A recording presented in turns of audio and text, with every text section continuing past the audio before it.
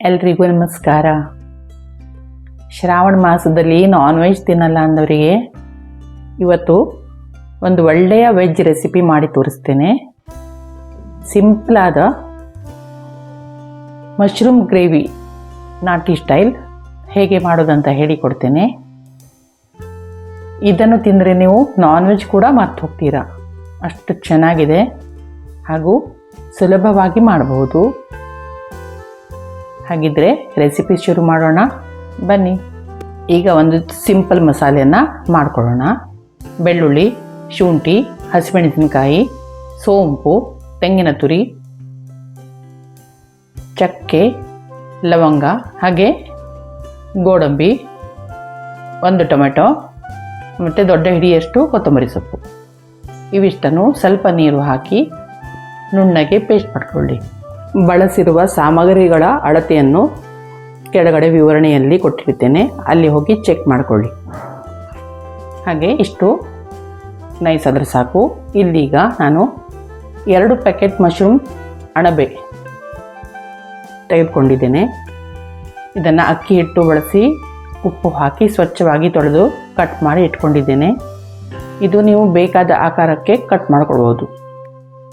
ಬಿಸಿಯಾದ ಬಾಣಲೆಗೆ 3 ಟೇಬಲ್ ಚಮಚ ಎಣ್ಣೆ ಹಾಕ್ಕೊಳ್ತೇನೆ. ಹಾಗೆ 1 ತೇಜಪತ್ರೆಯನ್ನು ಹಾಕ್ಕೊಳ್ತೇನೆ. ಹಾಗೆ 3 ಮಧ್ಯಮ ಗಾತ್ರದ ಸಣ್ಣ ಕಟ್ ಮಾಡಿದ ಈರುಳ್ಳಿಯನ್ನು ಸೇರಿಸ್ಕೊಳ್ಬೇಕು. ಚಿಟಿಕೆ ಉಪ್ಪು ಸೇರಿಸಿ ಮಧ್ಯ ಮಧ್ಯ ಕೈ ಆಡಿಸುತ್ತಾ ಕಂದು ಬಣ್ಣ ಬರುವವರೆಗೆ ಚೆನ್ನಾಗಿ ಬಾಡಿಸಿಕೊಳ್ಳಿ.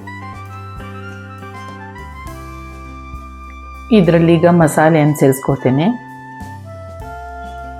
ಇದನ್ನೀಗ ಮಧ್ಯಮ ಉರಿಯಲ್ಲಿ 1.5-2 ನಿಮಿಷ ಚೆನ್ನಾಗಿ ಮಧ್ಯ ಮಧ್ಯ ಕೈ ಆಡಿಸುತ್ತಾ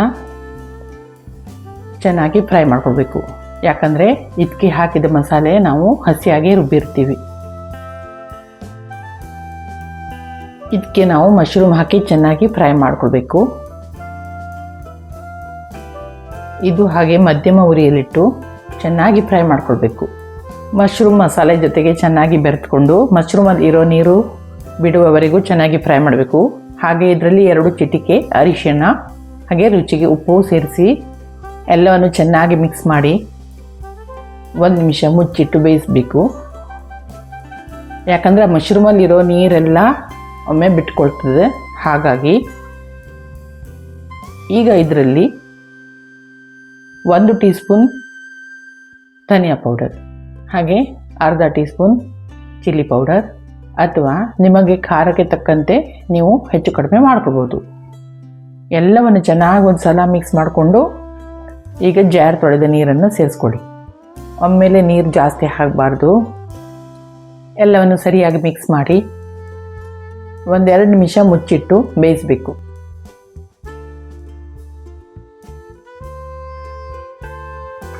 ಒಂದು ಚಮಚ ಬೆಣ್ಣೆ ಸೇರಿಸ್ತೇನೆ. ಇದರಿಂದ ಗ್ರೇವಿ ಟೆಕ್ಸ್ಚರ್ ರಿಚ್ ಹಾಗೂ ಕ್ರೀಮಿಯಾಗಿ ತುಂಬಾ ರುಚಿಯಾಗಿರ್ತದೆ. ಹಾಗೆ ನಿಮಗೆ ರೆಸ್ಟೋರೆಂಟ್ ಫೀಲ್ ಕೂಡ ಬರ್ತದೆ. ಖಂಡಿತ ಇದನ್ನು ಒಮ್ಮೆ ಟ್ರೈ ಮಾಡಿ, ನಿಮಗೆ ತುಂಬಾ ಇಷ್ಟ ಆಗ್ತದೆ. ಇದು ತಿಂದರೆ ನೀವು ನಿಜವಾಗ್ಲೂ ನಿಮ್ಗೆ ಎದುರಿಗೆ ನಾನ್ ವೆಜ್ ಯಾವುದಕ್ಕೂ ಇಲ್ಲ.